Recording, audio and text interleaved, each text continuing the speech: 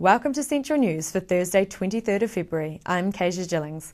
In today's news, according to the National Jazz Festival Director, Anna Herman, to celebrate 50 years of jazz in Tauranga for the nation is huge, as there is great history and legacy of jazz here. A lot of people here are not aware of it, let alone people that come to Tauranga to experience the festival.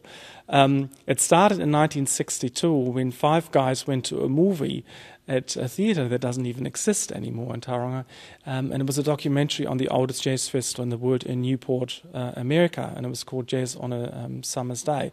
And they walked out of this documentary and said, that was fantastic, we want to have something like that in Tauranga. And they did. They started off the next year with a £50 overdraft from their local, a personal overdraft from the bank, and they started the Jazz Fest in 1963.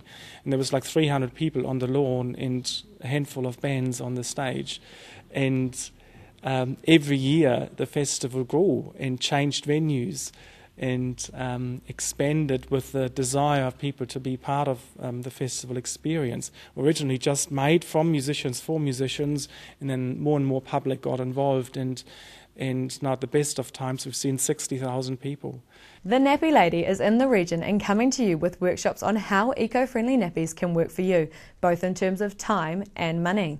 Nappy Days Directory Kate Mead says what she will cover at the workshops in the Waikato and Bay of Plenty.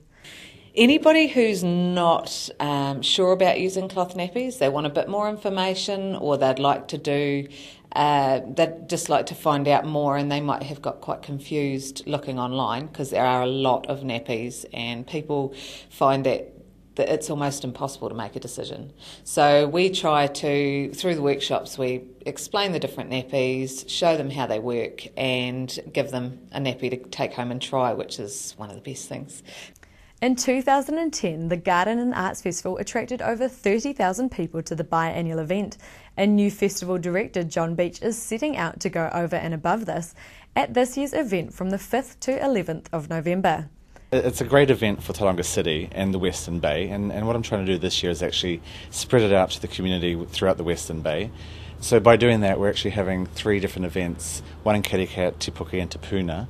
So it's just one way for us to be able to sort of go out to the other outer areas and not just make it all about CBD Tauranga, although we do have quite a few new events in Tauranga planned.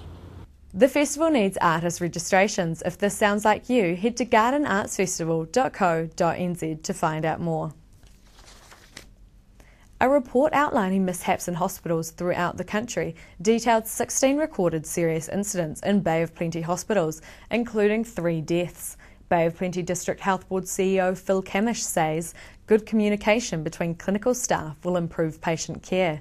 Phil says to do this, they have rolled out a number of additional programs, including team steps in theatre and the emergency department. Time to check out our region's weather.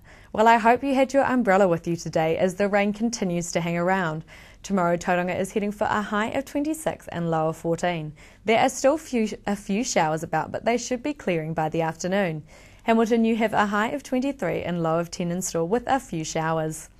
Coming up after the break, we hear about the Country Music Awards, which are on this weekend in Te Awa Mutu. Tauranga Chamber of Commerce Chief Executive enlightens us as to developments in the city. And then we get up close with the Webb Ellis Trophy. Join me and Katrina after the break.